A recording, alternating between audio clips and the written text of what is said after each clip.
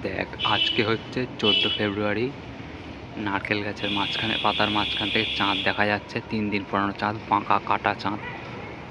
পরিষ্কার করে দেখানোর চেষ্টা করছি, যদি দেখা যায়।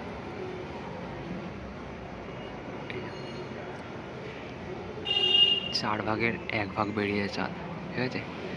আজ সরস্বতী পূজা, গান বাজনা শোনা যাচ্ছে। কমে গেছে গান, কিন্তু শোনা যাচ্ছে আস্তে আস্তে। এখানে এদের বাড়িতে ভালো করে সাজিয়েছে সরস্বতী পুজোর জন্য।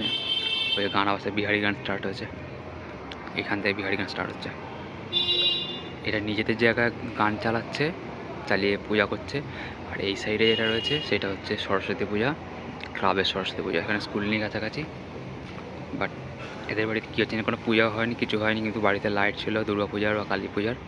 সেই লাইটগুলো 500-600 টাকা দিয়ে হয়তো ইলেকট্রিশিয়ানকে বলেছে লাগিয়ে দিতে, তাই লাগিয়ে দিয়ে চলে গেছে। এই হচ্ছে অবস্থা আজকে। ঠান্ডা কলকাতা প্রায় চলেই গেছে, নেই বললেই চলে। আমি একটা হাফ গেঞ্জি পরে আছি, কিছু হয় না। এর চাঁদটা নারকেল গাছের মাঝখানে কাটা চাঁদ তো এসে গেছে। 1/4 চাঁদ দেখা যায় না। গানগুলো কমিয়ে যায়, ভিডিও বানাচ্ছিলাম তার আগে খুব জোরে গান চালাচ্ছিল। ওই চলছে গান জোরে, এবারে শোনা যাবে।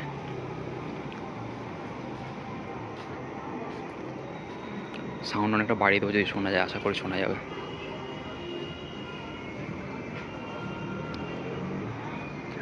বিহারি গান চলছে। আপাতত এখানে শেষ করি।